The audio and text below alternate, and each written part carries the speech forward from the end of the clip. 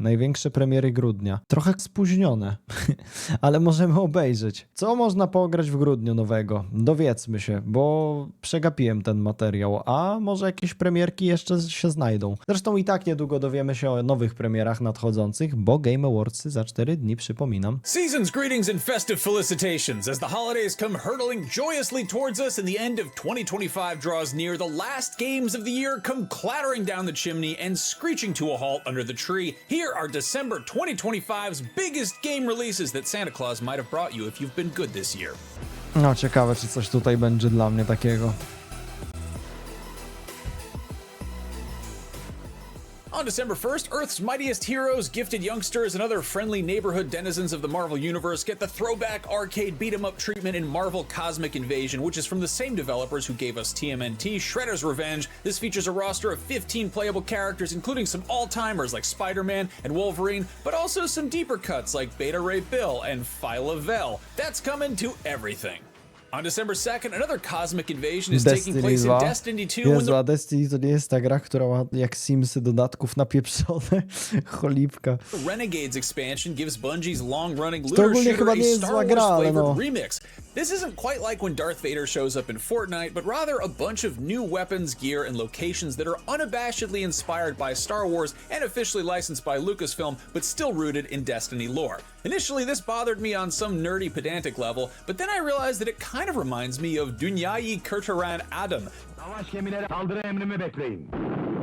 Nie wiem, jakim cudem ci się to skojarzyło z tym, ale spoko, nie? That is like 90% an original, very low budget production, but Jak słyszę takie porównania, to mam coraz większe wrażenie, że albo ja nic nie wiem o świecie i kulturze, albo AI im pisze te scenariusze, kurwa, bo w życiu bym na to nie wpadł. also has a bunch of effect shots from Star Wars creatively spliced in. Anyway, that's coming to everything that Destiny's already on. Renegades, I mean. Though Turkish Star Wars is on YouTube, so I guess that's on those platforms as well, and you should watch it because it's wild. Tureckie Star Warsy. Anyway, if you enjoy wildly unpredictable space stuff, that day sees not one but two bullet hell roguelites dropping on PC. There's Holy Justice Galaxy Outcast, which seems to take a more conventional head-on arcade approach a la O, Galago. to jest fajny pomysł. Połączyć roguelike'a, który no jako gatunek jest ostatnio bardzo popularny, ze starym arcade'owym stylem. To brzmi nawet cool. Or Ikaruga, and also Rising Heat, which is more of a horde survival thing with momentum-based Dzięki, fight, Perek, which looks like a za cross Prima. between asteroids and vampire survivors. If you prefer mementos to momentum and a different type of survival, you can go looking for some creepy keepsakes that might also be forensic evidence in She's Leaving, a first-person horror about hunting a serial killer who's also hunting you. That's on PC, Xbox Series, and PlayStation 5. If you want a big, huge open world game that you can take on the go when you go out into the big, huge open world game that is real life, Assassin's Creed Shadows hits Switch 2 on December 2nd as well. No, zagrajcie sobie w coś innego na tym Switchu, na pewno są lepsze gierki, nie? Jeżeli ktoś miał jeszcze wątpliwości, że Assassin's Creed Shadows jest, kurde, flopikiem, to po zobaczeniu tej nowej współpracy z Attack on Titan wydaje mi się, że już nikt nie powinien mieć wątpliwości. One is $25, so hopefully that's an improvement in that department. Sadly, it doesn't seem like Suda51 is involved with the sequel, but it still looks pretty cool. Despite the title, I'm happy to see that they kept Let It Die alive. That's on PS5 and PC. On December 4th, finally, after an absurdly long wait, Metroid Prime 4 Beyond finally hits Nintendo Switch 1 and 2. Will it be worth the wait? That's hard to say, but Samus has a motorcycle, which is always a good addition. Super sprawa ten Metroid Prime, w którym jest płatna muzyka. Najlepsze jest to, że są ludzie, którzy pod materiałem moim na YouTubie, który wrzuciłem o tym, coś bronili Nintendo. Mówili, że Jezu, nie rozumiesz jak to działa, to jest dodatkowa muzyka. Kurwa. And using the Switch 2's new Joy-Con, it's the first Nintendo game that lets you kill insects using mouse control since Mario Paint's little fly swatter minigame. Think about it. Co jest? Speaking of killing stuff with mouse controls, Night Dive Studios is back O, to with yet wygląda another fajnie. overhauled port of a weird 90s PC shooter with blood refreshed supply. This was Old one of school. two games developed in the wake of Duke Nukem 3D using the same engine, the other being the original Shadow Warrior, and it has some very similar sensibilities, namely a sense of humor, but also some really fun creative weapons. In Blood's case, you have a makeshift flamethrower made from an aerosol can and a Zippo lighter, and also a voodoo doll that you can stab with a pin to hurt enemies. It's a good time. In any case, Refresh Supply brings the base game with a ton of modern improvements, plus the original expansions and a few brand new ones that's coming to PC, plus everything else. If you're old enough to roll your eyes at everything I just said because you already knew it, chances are you are plenty familiar with the Thief games. On December 4th, the first-person stealth action series gets its first new installment in over a Kurde, ile procent graczy ma VR-a? Myślicie, że to jest chociaż, nie wiem, 2%? Mi się wydaje, że nie. decade with Thief VR Ale Legacy Thief of jest Shadow. chyba lubianą Yes, it's a serią. VR exclusive, which might make you roll your eyes for different reasons, but my esteemed colleague and longtime Thief fan Ryan McCaffrey seemed pleasantly surprised when he previewed it a while back. That's coming to PC VR, PlayStation VR 2, and MetaQuest 3 and up.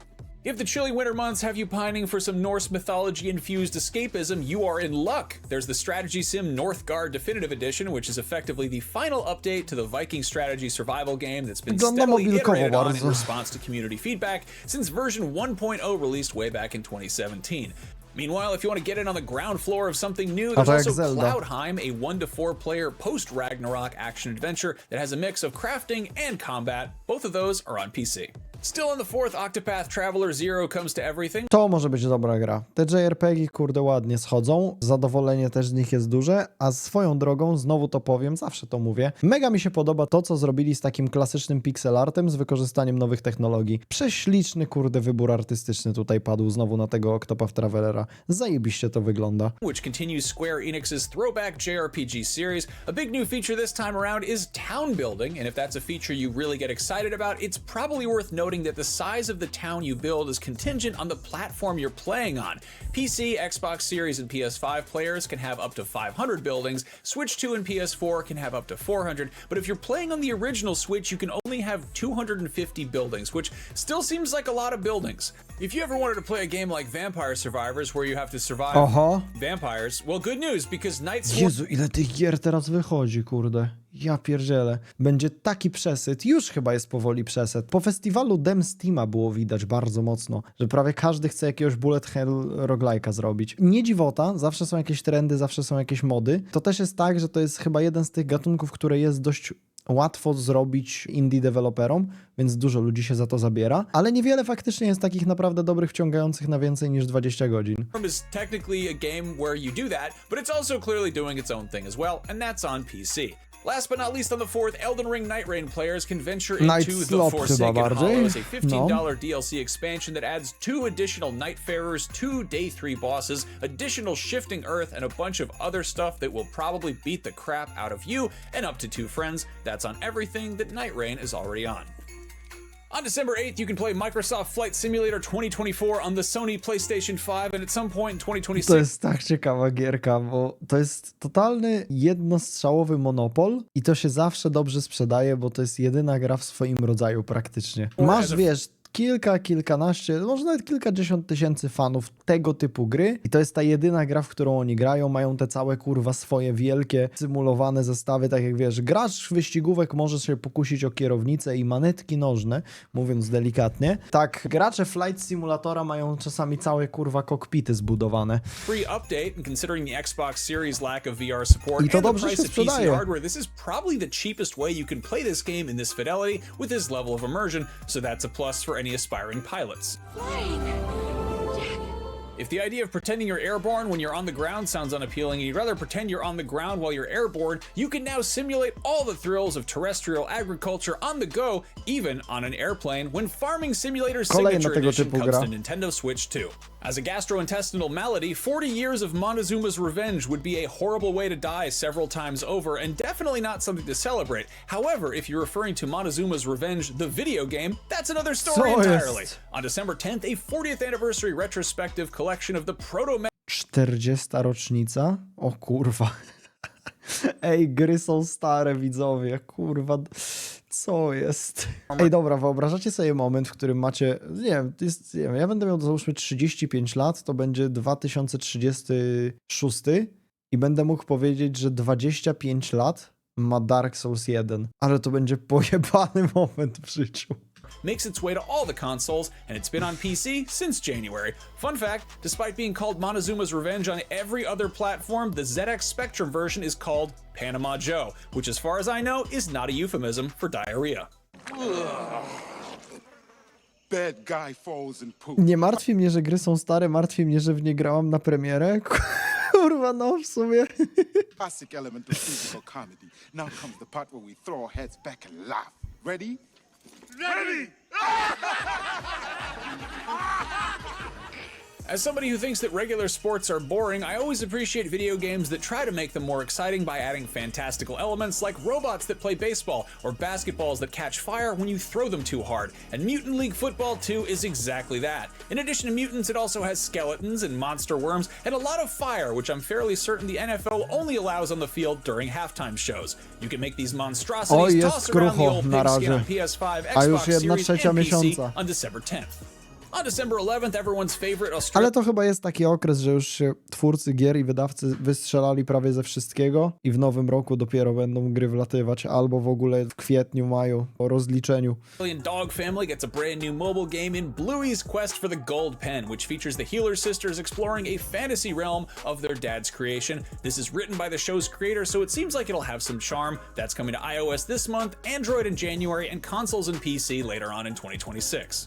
Also on the 11th, Star Trek and survival horror aren't exactly a combination I was expecting, but you can boldly go where nobody can hear you scream in Star Trek. Grałem w Star Treka, nie? Liczył mi kile na broni w CS-ie.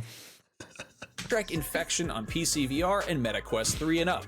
If you prefer to go mess around in an even more horrible version of outer space, the grimdark CRPG Warhammer 40k Rogue Trader comes to Switch too, and after 2 years of early access, the village builder Pioneers of Pagonia gets a full release. On December 12th, Terminator 2D No Fate is finally out after multiple delays, and I think I've told you about this game 3 times at this point, so if you'd like to learn more, go watch one of the videos from the months it was previously scheduled to come out in, or just go watch Terminator 2, because it rules. Trust me. It's truly a great week for James Cameron fans because in addition to that, on the 19th, Avatar Frontiers of Pandora gets an expansion with the From the Ashes DLC. Co And that's ten flop od Ubisoftu? Lecimy, perfect timing because Avatar Fire and Ash is out that day as well in theaters. I really wish this game clicked for me more. It looked like Far Cry with big blue cats and mech suits, which seemed like it couldn't possibly fail, but it didn't quite scratch that itch for me. Then again, Ubisoft has dropped a lot of updates post-launch, including the option to play the entire game in third person, so maybe I'll revisit it when I'm all hyped up after seeing the latest installment of the popular space cat film, Avatar.